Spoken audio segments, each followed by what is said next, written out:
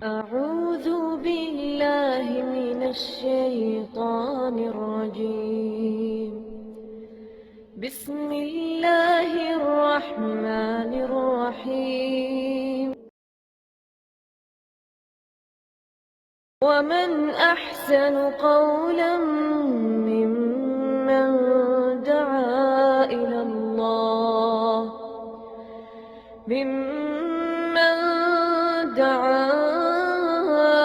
الله وعمل صالحا وقال إنني من المسلمين.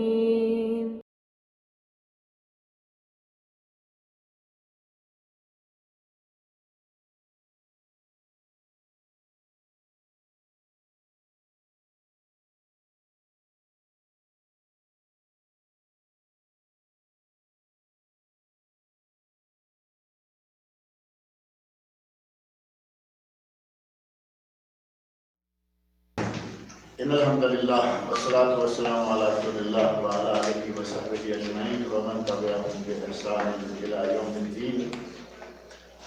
اما بعد فاعوذ باللہ السمیع العلیم من الشیطان الرجیم. ومن آیاتہ ان خلق لکم من انفسکم ازواجا لتسکنوا الیہا وجعل بینکم مودۃ ورحمہ. یہ سورۃ الروم کی آیت نمبر 21 کا ایک حصہ ہے جو میں نے ابھی آپ کے سامنے پڑھا ہے. اس میں اللہ رب العزت نے ارشاد فرمایا ہے وَمِنْ آیَاتِهِ أَنْ خَلَقَ لَكُم مِّنْ أَنفُسِكُمْ أَزْوَاجًا. اللہ کی نشانیوں میں سے ایک نشانی یہ بھی ہے کہ اس نے تم ہی سے تمہاری بیویاں بنائیں. لِتَسْكُنُوا إِلَيْهَا تاکہ تم ان کے ساتھ سکون حاصل کرو، ان کو مل کر سکون حاصل کرو، سکون پاؤ، اطمینان پاؤ. وَجَعَلَ بَيْنَكُمْ مَوَدَّةً وَرَحْمَةً. اور تمہارے مابین اللہ رب العزت نے محبت اور رحم یہ دونوں چیزیں پیدا کرنا. اب آگے بڑھنے سے پہلے آپ صرف یہ بیویوں کو لِتَسْكُنُوا إِلَيْهَا یہ شوہروں کے لیے سکون و اطمینان اور ساتھ ہی مابین اللہ رب العزت نے محبت اور رحم و کرم کا جذبہ پیدا کیا. اب یہ دونوں باتیں جو ہے نا، بیویاں شوہر کے سکون کے لیے ہیں اور یقیناً شوہر جو ہیں وہ بیویوں کے سکون کے لیے ہیں. اور اس سکون کا اندازہ اسی بات سے کیا جا سکتا ہے کہ شروع میں حضرت آدم علیہ السلام اکیلے تھے. جنت کی نعمتیں ہونے کے باوجود اللہ رب العزت نے ان کے لیے ان کی بیوی کی تخلیق فرمائی تاکہ ان کا سکون جو نفسیاتی، ایک ہوتا ہے جسمانی سکون، اچھا کھانا، اچھا پہننا، اچھا پینا اور اچھی رہائش، اچھی گاڑی، یہ سارے کا سارا مادی سکون ہے. یہ نفسیاتی سکون نہیں ہوتا. نفسیاتی سکون وہ ہے جو انسان کے دل میں محسوس ہوتا ہے اور وہ بیوی کے ساتھ ہوتا ہے. اللہ نے بیوی کو شوہر کے لیے نفسیاتی سکون کے لیے بنایا اور ساتھ ہی فرمایا کہ وَجَعَلَ بَيْنَكُمْ مَوَدَّةً وَرَحْمَةً. اللہ نے تم دونوں کے مابین محبت اور رحمت کا جذبہ پیدا فرما دیا. اب آپ دیکھو کہ لڑکی فلپین کی، لڑکا سعودی کا، لڑکی فلپین کی، لڑکا انڈیا کا، لڑکی فلپین کی، لڑکا پاکستان کا. فلپین میں نے نام لے لیا ہے، صرف یہ نہیں ہے کہ صرف وہی کی ہوگی. امریکی لڑکیاں ہوتی ہیں اور برطانوی لڑکیاں ہوتی ہیں. مسلمان لڑکے شادیاں کرتے ہیں. آج سے تھوڑا پہلے تک ان کا کوئی تعلق نہیں تھا. اللہ رب العزت کا کلمہ درمیان میں آیا، خطبہ نکاح درمیان میں آیا. یہ لوگ کشف ہے، اس میں آپ لوگ نام اپنا لکھیے گا، اسی حساب سے شہادہ بنے گا. تو نام صحیح ہونا چاہیے آپ کو، ٹھیک ہے، تاکہ شہادہ میں غلط نہ ہو. اللہ رب العزت نے اپنی طرف سے یہ ایک رحمت فرمائی کہ دو اجنبی اس انداز سے مل جاتے ہیں کہ اب ان کے درمیان میں سے ہوا بھی نہیں گزر سکتی. بات صحیح ہے یہ نہیں؟ ملکوں کو چھوڑ دیجئے، اپنے ہی ملک میں رہتے ہوئے لڑکی کسی شہر کی، لڑکا کسی شہر کا، اور شہروں کو بھی چھوڑ دیں، لڑکی شہر کے ایک حصے کی، لڑکا شہر کے دوسرے حصے کا، دونوں نے کل تک کسی کو آپس میں دیکھا ہوا بھی نہیں تھا۔ اور ہمارے یہاں تو معلوم ہے نا، پاکستان انڈیا میں جو مسلمان گھرانے ہیں وہ لڑکی لڑکے آپس کو ملنے نہیں دیتے۔ اب سلسلہ کھل گیا، اور اب تو فحاشی تک کھل گیا، اب تو صرف ملنے کی اجازت نہیں، اب تو سب کچھ کرنے کی اجازت ہوتی ہے۔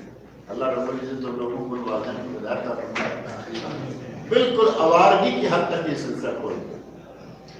یہ خاندان کیسے بنے گا، یہ خاندان اپنے معاشرے کے اندر کیسے مقام حاصل کرے گا جس کا آغاز ہی غلط ہوگا؟ شریعت نے کتنی اجازت دی تھی؟ لڑکا لڑکی کو ایک نظر دیکھ سکتا ہے، اور اس کا نام ہے نظرہ شرعیہ۔ نظرہ شرعیہ جسے عام زبان میں کہتا ہے شبہ شرعیہ، یعنی شرعی طور پر شرعی رخصت کے مطابق ایک مرتبہ لڑکا لڑکی کو دیکھے، تاکہ کل کو یہ نہ کہے کہ میرے ماں باپ نے میری شادی کرتی، لڑکی کالی تھی، لڑکی ٹنگی تھی، لڑکی ایسی تھی۔ اپنی نظر سے دیکھ کر اطمینان کے بعد شادی کرو، نکاح کرو، تاکہ کل کو ایسی بات نہ ہو۔ اور نبی اکرم صلی اللہ علیہ وسلم نے اس نظر شریعہ کی جو خاص مصلحت بتائی وہ یہ کہ تاکہ یہ شادی لیجودم بینکم، تمہارے مابین دوام اختیار کرتا ہے، اعتراض نہ رہے گا تو دوام اختیار ہو جائے گا۔ اللہ رب العزت نے ہمیں بے شمار نعمتوں سے نوازا ہوا ہے، ان میں سے عظیم نعمت یہ ہے کہ اللہ نے ہمارے جسمانی روحانی سکون کا انتظام کر دیا، لتسکنوا الیہا۔ اور ساتھ ہی ایک جیسے میں نے پہلے عرض کیا، ایک ہوتا ہے مادی سکون، اور وہ ہوتا ہے اچھا کھانا پینا پہننا اور اچھا گھر۔ اور آپ کے علم میں ہوگا کہ یہ جو ہماری رہائش ہے، رہائش کو عربی میں کیا کہتے ہیں؟ سکن۔ عربی میں رہائش کو سکن کہتے ہیں، یہ بھی سکون ہی ہے، یعنی یہ مادی سکون ہے، لیکن روحانی سکون جو ہے، جسمانی روحانی سکون جو ہے وہ ملے گا بیوی سے۔ بیوی کو اللہ رب العزت نے ایک اہم مقام دیا۔ ہمارے یہاں تو بہودگی کی حد تک لوگ بیوی کا مقام خراب کرتے ہیں، کہیں کہ پاؤں کی جوتی ہے، پوری آئی تو آئی، نہ آئی تو نہ صحیح۔ ایسے لوگ ہیں یا نہیں ہمارے پاس؟ یہ بڑا مشہور مسئلہ بنا ہوا ہے کہ بیوی پاؤں کی جوتی ہے، پوری آئی تو آئی۔ اگر بیوی کو پاؤں کی جوتی کی جگہ رکھو گے تو پھر جوتے ہی کھاؤ، سیدھی بات، معاشرے میں بھی جوتے کھاؤ۔ اور بیوی کو سر کا تاج بنا کے رکھو گے، عزت کے ساتھ رکھو گے، دنیا میں معاشرے میں بھی عزت ہوگی، آخرت میں بھی عزت ہوگی۔ اسلامی معاشرے کی تخلیق کی سب سے پہلی اور بنیادی بات ہوتی ہے میاں بیوی دونوں صحیح۔ معاشرہ ایک تب ہوگا جو ہمارا اصل موضوع ہے نا، اسرہ اور معاشرہ اور خاندان۔ خاندان کی بنیاد ہے نیک بیوی پر۔ نبی اکرم صلی اللہ علیہ وسلم ارشاد فرماتے ہیں نیک بیوی کون سی ہے اور شادی کس بیوی سے کرنی چاہیے۔ بیوی اختیار کرنے کے لیے، شادی کے لیے ہمیں کون سا معیار اختیار کرنا چاہیے؟ نبی صلی اللہ علیہ وسلم نے ارشاد فرمایا تنکح المرأۃ لأربع، کسی عورت سے شادی کی جاتی ہے 4 وجوہات کی بنا پر، اور وہ 4 وجوہات کون سی ہیں؟ لمالہا، اس کے مال کو دیکھ کر، ولجمالہا، اس کے حسن و جمال کو دیکھ کر، ولحسبہا، اس کا حسب و نسب خاندان دیکھ کر، ولدینہا، اور اس کا دین دیکھ کر۔ اور آخر میں آپ کیا فرماتے ہیں؟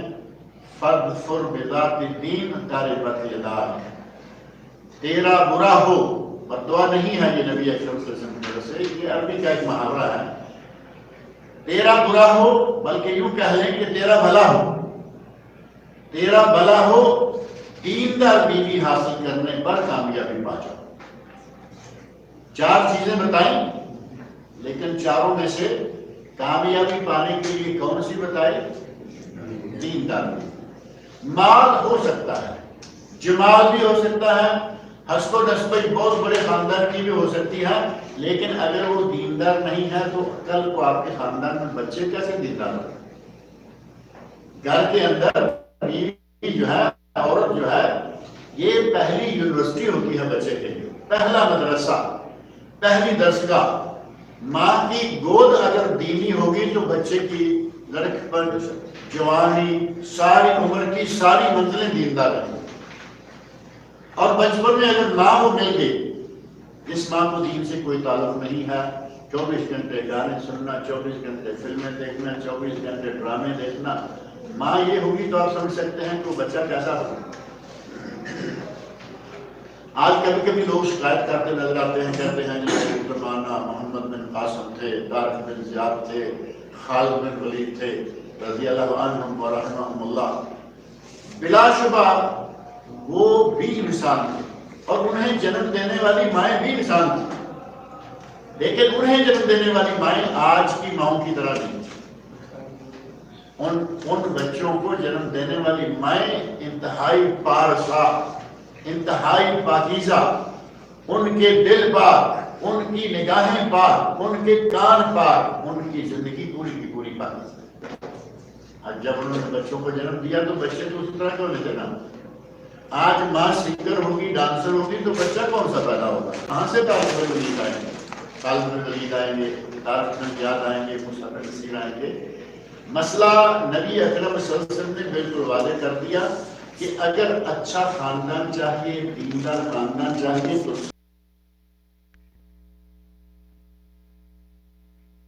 تو ہم نے بالکل واضح کر دیا کہ اگر اچھا خاندان چاہیے، دیندار خاندان چاہیے تو سب سے پہلے بیوی خاندانی، نیک اور پرہیزگار بیوی حاصل کر۔ 4 چیزیں کون سی ہیں؟ مال، جمال، حسب و نسب اور دین۔ ان 4 میں سے نبی صلی اللہ علیہ وسلم نے آخر میں بات کی، لیکن فرمایا فَاظْفُرْ بِذَاتِ الدِّین، دین والی عورت حاصل کرنے میں کامیابی پا جاؤ، ساری زندگی کامیاب رہو گے۔ تو وہ سب سے بنیادی اور اہم چیز جو ہے وہ ہے بیوی کا اختیار۔ اس کہتے ہیں حسن اختیار۔ بیوی تو سب اختیار کرتے ہیں نا، ہر کوئی شادی کرتا ہے، بیوی ہر کسی کے گھر میں آ جاتی ہے، لیکن حسن اختیار کا تقاضا کیا ہے کہ آپ یہ معیار دیکھیں۔ آج آپ اپنے گھروں میں آپ اپنے دائیں بائیں نگاہ دوڑا کے دیکھ لیں، کیا کہیں بھی اس معیار کو دیکھا جاتا ہے؟ شاذ و نادر شاید آپ کو 1000 میں سے کوئی ایک آدمی مل جائے جس کا معیار یہ ہو کہ مجھے دیندار لڑکی چاہیے، مجھے جہیز نہیں چاہیے، مجھے دولت نہیں چاہیے، مجھے کار کوٹھی بنگلہ نہیں چاہیے، مجھے صرف نیک بیوی چاہیے۔ آپ کو ایسے نوجوان ملیں گے؟ شاذ و نادر، بہت کم۔ 1000 میں سے بھی میں سمجھتا ہوں کہ شاید ایک مل جائے تو بہت بڑی بات ہے، ورنہ ہر آدمی آج منہ کھولے بھاگ رہا ہے کہ کوئی مالدار رشتہ مل جائے اور میرا اپنا کاروبار مجھے کھول کے دے دیں گے، مجھے یہ کر کے دیں گے۔ ہم نے دنیا کو سارا کچھ بنا لیا، جبکہ نبی صلی اللہ علیہ وسلم نے دین کو سب کچھ قرار دیا کہ اگر بیوی دیندار ہو گئی تو کل کو اس بیوی کی گود میں جو بچے پلیں گے، اس بیوی کی کوکھ سے جو بچے جنم لیں گے، وہ بچے بھی نیک ہوں گے، پاک باز ہوں گے۔ اب معاشرے کی بنیاد کیا ہوتی ہے؟ خاندان۔ پورے معاشرے کی بنیاد ہوتی ہے اسرہ اور خاندان، اور اسرے کی بنیاد کیا ہے؟ بیوی، کیونکہ بیوی کے پیٹ سے اب بچے پیدا ہوں گے، شوہر کے نطفے سے، بیوی کے پیٹ سے۔ اگر بیوی نیک ہے تو نبی اکرم صلی اللہ علیہ وسلم کے اس انداز سے ہمیں پتہ چلتا ہے کہ وہ گھر بھی نیک ہوگا، اور کل کو یہ گھر معاشرے میں، اپنی سوسائٹی میں اپنا ایک مقام بنائے گا، اور اس کا دیکھی دیکھی دوسرے بھی خاندان جو ہیں وہ اس معیار کو اپنائیں گے۔ اور یہ ذمہ داری ظاہر ہے کہ ایک ذمہ داری تو ہے نوجوان کی اپنی، جس کو زندگی گزارنی ہے وہ اپنے لیے نیک بیوی اختیار کرے، اور اس سے جڑی ہوئی دوسری ذمہ داری، بلکہ اس سے بھی بڑی ذمہ داری ہے باپ کی، ماں کی۔ نبی اکرم صلی اللہ علیہ وسلم نے ارشاد فرمایا، حدیث آپ کے پہلے ہی صفحہ پر موجود ہے، کلکم مسئول کلکم راعٍ وکلکم مسئول عن رعیتہ، تم میں سے ہر شخص مسئول ہے اور ہر شخص کو اپنی رعیت کے بارے میں اللہ کے سامنے جواب دینا ہوگا۔ اور گھر کی مصولیت سب سے زیادہ کس پر ہوتی ہے؟ ماں باپ پر۔ ماں باپ دونوں میں سے بھی باپ پر۔ مقام کی بات نہیں، مسئولیت کی بات ہے۔ مقام جو ہے وہ ماں کا زیادہ ہے، یہ بات تو طے ہے نا۔ اولاد کی زندگی میں ماں کا مقام، درجہ، فضیلت زیادہ ہے۔ اس کا اندازہ آپ اس حدیث سے لگا سکتے ہیں، صحیح حدیث میں الفاظ موجود ہیں۔ صحابی کہتا ہے من احق بصحبتی یا رسول اللہ، اے اللہ کے رسول میرے حسن اخلاق کا، میرے تعاون کا، میری صحبت کا سب سے زیادہ مستحق کون ہے؟ تو آپ نے کیا فرمایا؟ امک۔ فرمایا ثم من؟ فرمایا امک۔ ثم من؟ امک۔ 3 مرتبہ پوچھا، تینوں مرتبہ فرمایا کہ تیری ماں، اور چوتھی مرتبہ جب پوچھا ثم من تو فرمایا ابوک۔ یہ ہے مقام، لیکن یہ مسئولیت نہیں ہے۔ مسئولیت میں سب سے پہلے آئے گا گھر میں شوہر، کیونکہ اللہ رب العزت نے یہ مسئولیت شوہر کو دی ہے، جیسا کہ قرآن کریم میں یہ موجود ہے الرجال قوامون علی النساء، مرد عورتوں پر قوام ہیں۔ دوسری جگہ قرآن کریم میں اللہ رب العزت نے ارشاد فرمایا وَلَهُنَّ مِثْلُ الَّذِي عَلَيْهِنَّ بِالْمَعْرُوفِ وَلِلرِّجَالِ عَلَيْهِنَّ دَرَجَةٌ، عورتوں کے بھی حقوق ہیں، مردوں کے بھی حقوق ہیں، دونوں کے برابر حقوق ہیں۔ وَلَهُنَّ مِثْلُ الَّذِي عَلَيْهِنَّ، ان کے بھی ویسے حقوق ہیں جیسے ان کے ہیں، بالمعروف، معروف طریقہ سے۔ وَلِلرِّجَالِ عَلَيْهِنَّ دَرَجَةٌ، مردوں کو عورتوں پر ایک درجہ زیادہ حاصل ہے۔ اب یہ ایک درجہ ہے جو گھر کا انتظام چلانے کے لیے ضروری ہے۔ اگر ہر معاملہ میں میاں بیوی کا درجہ برابر رہتا تو گھر کا انتظام نہ چل پاتا۔ کسی کے ہاتھ میں قوت فیصلہ یا ویٹو پاور جس کو کہتے ہیں آج کل، ویٹو پاور کسی نہ کسی کے گھر کے اندر کسی ایک کے ہاتھ میں ہونی چاہیے تھی کہ جب دونوں کا اختلاف ہو جائے تو پھر آخر میں بات کس کی مانی جائے گی؟ شوہر کی۔ اور اگر دونوں اتفاق سے چلتے ہیں الحمدللہ۔ اللہ نے قرآن کریم میں فرمایا کہ جو مسئولیت ہے اس طرح وہ شوہر کی زیادہ ہے، مقام بیوی کا زیادہ ہے۔ فرمایا تم میں سے ہر شخص مسئول ہے، وَكُلُّكُمْ مَسْئُولٌ عَنْ رَعِيَّتِهِ۔ گھر میں رعیت کون ہے؟ رعایا جس کو کہتے ہیں عوام۔ گھر کے عوام کون ہیں؟ بیٹیاں، بیٹے، چھوٹے بھائی، چھوٹی بہنیں۔ ماں تو رعایا میں آئے گی نہیں آپ کی، باپ آپ کی رعایا میں نہیں آئیں گے۔ اب اس رعایا کے بارے میں اللہ کے سامنے ہر شخص جواب دہ ہے۔ ہر شخص کو اللہ کے سامنے جواب دینا ہے کہ میں نے اپنے بیٹے کے لیے کیسی بہو تلاش کی۔ ذمہ داری آ گئی نا باپ پر، بلکہ بڑی ذمہ داری باپ پر ہے۔ بیٹے تو عموماً آج کل تو خیر وہ بات نہیں رہی، بیٹے شرمایہ ہو جایا کرتے تھے، بیٹیاں تو بہت شرماتی ہیں۔ آج کل حالات ایسے بدلتے نظر آ رہے ہیں کہ بیٹے منہ مانگا رشتہ مانگ رہے ہیں، بیٹیاں منہ مانگا رشتہ مانگی۔ آپ میں سے میرا خیال ہے کئی ایسے لوگ ہوں گے جنہوں نے شادی سے پہلے اپنی بیوی کو نہیں دیکھا ہوگا، ہے کوئی؟ سارے زیادہ تر ہوتا کیا کہ رشتہ داری میں جب یہی ہوتا تھا بکثرت کہ ماں باپ نے شادی کر دی، بات ختم۔ ماں باپ بہو لے آئے، اور یقین مانے کہ ایسے واقعات سننے کو ملتے رہتے ہیں کہ بہو گھر میں موجود ہے، میاں بیوی کی ساری عمر نہیں بنی، ساری عمر نہیں بنی، بچے پیدا ہو رہے ہیں، کبھی نہ کبھی ذرا ملتے ہیں، لیکن دل سے ایک دوسرے کو نہیں ملے ہوئے، ساری عمر گزار دی۔ شوہر کو کہتے ہیں کیوں؟ تو کہتا ہے میرے ماں باپ بیاہ کے لے آئے ہیں، میں اس کو گھر سے ہی میں نکال سکتا۔ کتنا احترام ہوتا تھا ماں باپ کا، اور کس حد تک لوگ ماں باپ کی بات مانتے تھے۔ لیکن اس میں ایک شریعت کی ایک شرط سمجھ لیں یا ایک اجازت سمجھیں، اس کی خلاف ورزی کی گئی، اور ساری عمر یہ دونوں میاں بیوی گھٹ گھٹ کے زندگی گزار گئے۔ اور وہ شرط جو میں نے شروع میں ذکر کی ہے، رویا شرعیہ، نظرہ شرعیہ۔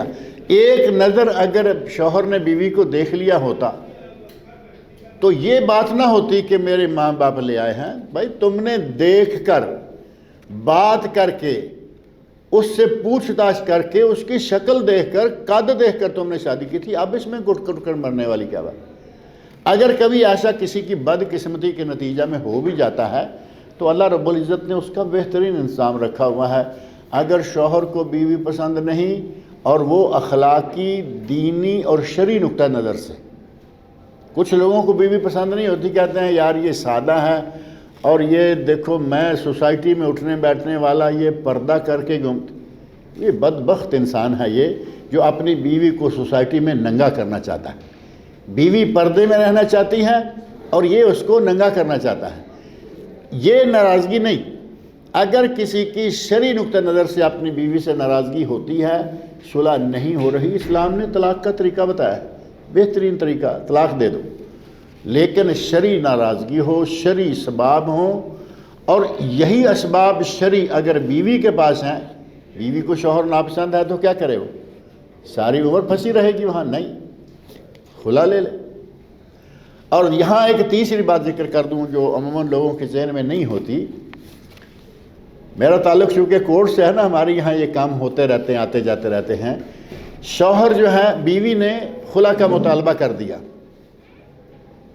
بیوی نے خلا کا مطالبہ کر دیا. شوہر کو شاید بیوی پسند تو نہیں، لیکن ہمارے یہاں ایک انانیت ہوتی ہے، میں اور مجھ سے خلے کا مطالبہ. اڑ جاتی ہیں، کہتی ہیں جی، اڑ جاتے ہیں، کہیں گے میں طلاق نہیں دیتا.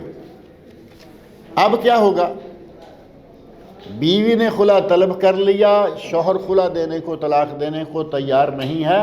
اسلام نے اس کا بھی ایک بہترین حل رکھا ہے، اور وہ یہ ہے کہ ایسی صورتحال میں جب شوہر دے نہیں رہا، بیوی رہنے کے لیے تیار نہیں ہے، تو ایسے میں قاضی اپنا اختیار استعمال کر کے تنسیخ نکاح، کینسلیشن آف میرج، کینسلیشن، یہ قاضی کو حق حاصل ہے. وہ دیکھے گا کہ بیوی کو کیا کیا تکلیفیں ہیں، اور بیوی اس شوہر سے نفرت کرتی ہے، اس کو اپنی زندگی جینے کا حق حاصل ہے. ایسے میں قاضی اپنا اختیار استعمال کرے گا اور بولے گا جاؤ آج کے بعد تمہاری نکاح ختم ہے. اس کو کہا جاتا ہے تنسیخ نکاح، کینسلیشن. خلا نہیں ہوا، فسخ، تنسیخ نکاح، فسخ نکاح. اگر شوہر مان جاتا، بیوی نے خلا مانگا، شوہر مان جاتا تو یہ خلا ہے. شوہر نے اپنے طرف سے طلاق دے دی تو یہ طلاق ہے. یہ تیسرا ہے جس کو تنسیخ نکاح کہا گیا، یا دوسرا لفظ جو استعمال کیا جاتا ہے عموماً کہ یہ نکاح فسخ کر دیا گیا، یعنی کینسل کر دیا گیا. اسلام نے زندگی کے ہر شعبے میں اور ہر مسئلے کا حل اسلام نے ہمیں دیا ہے. لیکن اصل بات وہی ہے کہ اللہ رب العزت نے مرد اور عورت سے یہ دنیا بنائی. مرد اور عورت سے دنیا دیکھیں آج کتنی بن گئی. اللہ رب العزت نے قرآن کریم میں سورہ نساء کی پہلی آیت میں فرمایا وَبَثَّ مِنْهُمَا رِجَالًا كَثِيرًا وَنِسَاءً. ان دو میاں بیوی سے، آدم اور حوا سے، اللہ نے زمین میں بے شمار مرد اور عورت بنا دیے. بثہ، یہ بثوں کا معنی ہوتا ہے پھیلا دینا. اللہ رب العزت نے ان دو میاں بیوی کی اولاد کو دنیا میں پھیلا دیا. آپ دیکھو کہاں سے لے کے کہاں تک انسان ہی انسان ہے. اور ایک اندازے کے مطابق آپ کو علم ہوگا کہ اس وقت دنیا میں 6 ارب سے زیادہ انسان ہیں.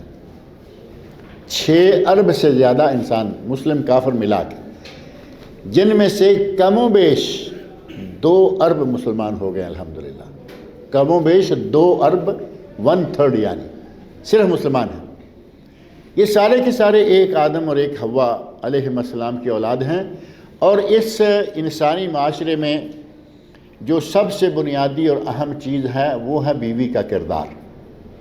بیوی کا کردار صحیح ہے، بیوی اختیار کرنے میں آپ نے صحیح سمت اختیار کر لی تو پھر سمجھیں کہ انشاءاللہ گھر خوشحال اور سوسائٹی خوشحال.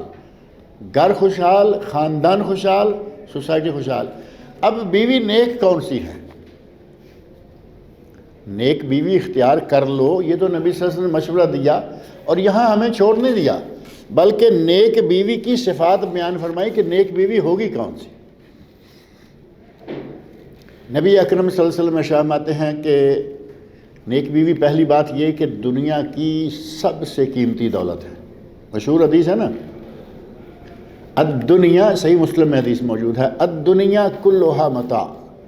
یہ دنیا ساری مال و اسباب ہیں، وخیر متاع الدنیا المرأۃ الصالحہ، اور سارے مال و متاع میں سے، دنیا کی ساری دولتوں میں سے سب سے قیمتی دولت المرأۃ الصالحہ، نیک بیوی۔ آپ کے پاس چاہے جتنا ہیرے ہیں، جواہرات ہیں، کچھ بھی ہے، نبی صلی اللہ علیہ وسلم فرمایا کہ تمام ہیرے جواہرات سے، تمام قیمتی دولتوں سے قیمتی دولت تمہاری بیوی ہے۔ اب یہ قیمتی دولت کے لیے لفظ نبی اکرم صلی اللہ علیہ وسلم نے فرمایا المرأۃ الصالحہ۔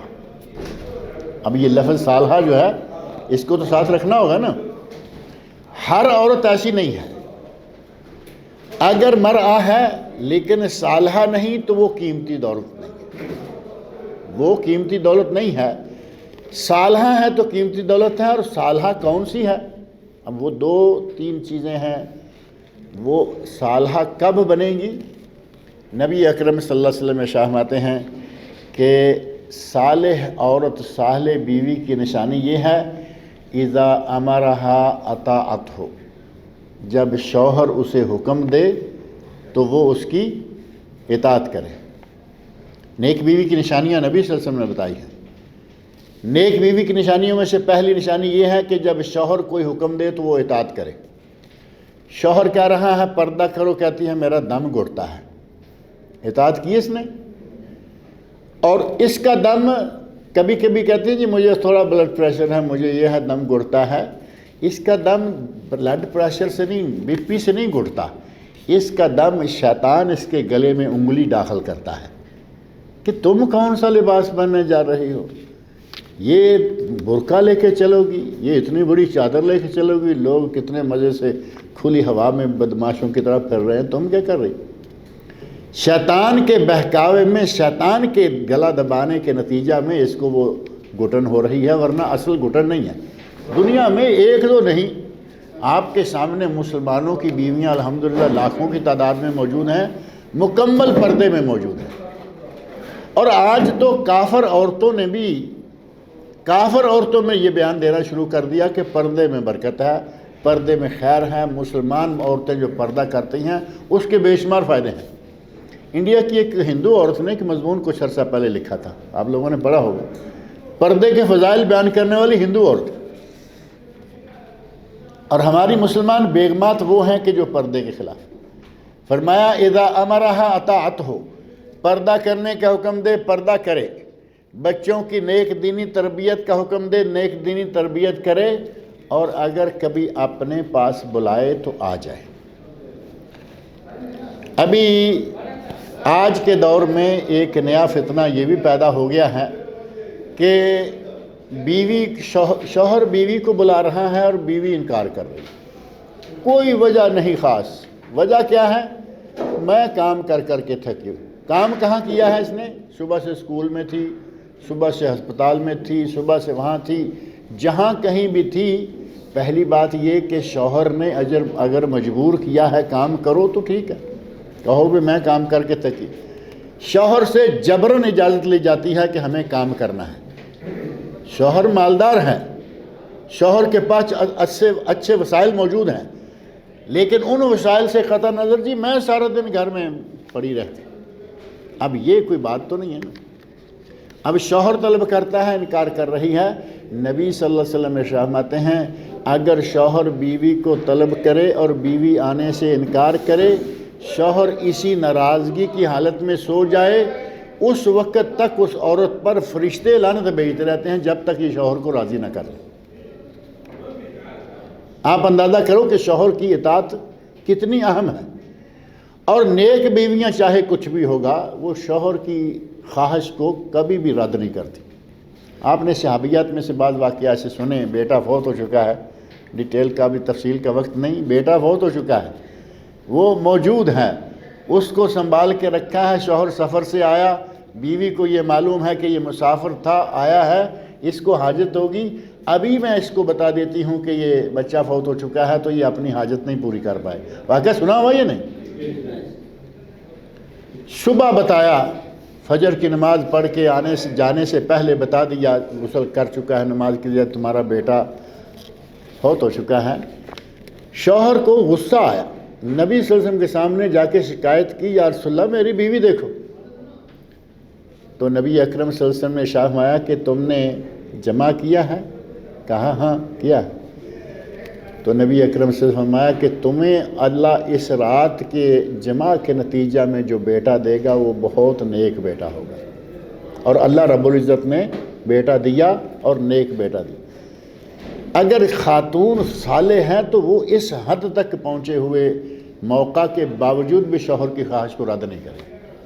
اذا امرہا اطاعتہ وَإِذَا نَظَرَ إِلَيْهَا، دوسری صفت جو نبی اکرم صلی اللہ علیہ وسلم بتائی، وَإِذَا نَظَرَ إِلَيْهَا سَرَّتْهُ، اگر شوہر اپنی بیوی کی طرف دیکھے تو بیوی سامنے سے کچھ ایسا دل ربائی کا انداز اختیار کرے کہ وہ شوہر کو خوش کر دے.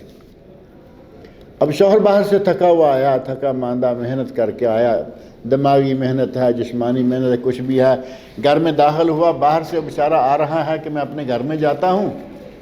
گھر میں پہنچا تو اندر سے دروازہ لاک ہے، دروازہ بجا رہا ہے، کوئی دروازہ نہیں کھول رہا. اور بیوی کو غصہ کس بات کا ہے؟ بیوی اس وجہ سے غصے میں ہے کہ یہ آج لیٹ کیوں آ رہا ہے. باہر کوئی بھی سبب ہو سکتا ہے لیٹ ہونے کا، یہ لیٹ کیوں آ رہا ہے. اور کبھی کبھی بلکہ بکثرت ایسا ہوتا ہے کہ شوہر کی تنخواہ کم ہے تو وہ سمجھتا ہے کہ میں تھوڑا اوور ٹائم لگا لیتا ہوں، اور کچھ نہیں تو بیوی کے میک اپ کے لیے تھوڑا سامان بڑھ جائے گا. وہ بیچارہ باہر دھوپ میں جلتا ہوا بھی بیوی کے خیال میں ہے کہ تھوڑا میک اپ کا سامان لے لوں گا، میری تنخواہ سے وہ نہیں آتا. حالانکہ وہی میک اپ کا سامان اس بیچارے کی قسمت میں دیکھنے کو بھی نہیں ہوتا. میک اپ کرنا ہے بازار جانے کے لیے، میک اپ کرنا ہے پارٹی میں جانے کے لیے، آتے ہی منہ دھو کے وہی پرانا منہ دکھانا ہے جو پہلا ہے. اور یہ بیچارہ کتنی محنت کر رہا ہے. اس کے اوور ٹائم لگانے کے پیچھے بھی بیوی کی خواہش ہی کو لگا رہا ہے نا. اور لیٹ آیا ہے تو اندر سے دروازہ بند ہے، نہیں کھول رہی، منتوں سماجتوں کے بعد کھولا، لیٹ کیوں آئے. اب بتاؤ کہ یہ اس شرط پہ پوری اتر رہی ہے جو نبی صلی اللہ علیہ وسلم بتائی. اذا نظر الیہا سرۃ، یہ تو اب اندر آ کے کیا دیکھے گا اور کیا یہ خوش کرے گی.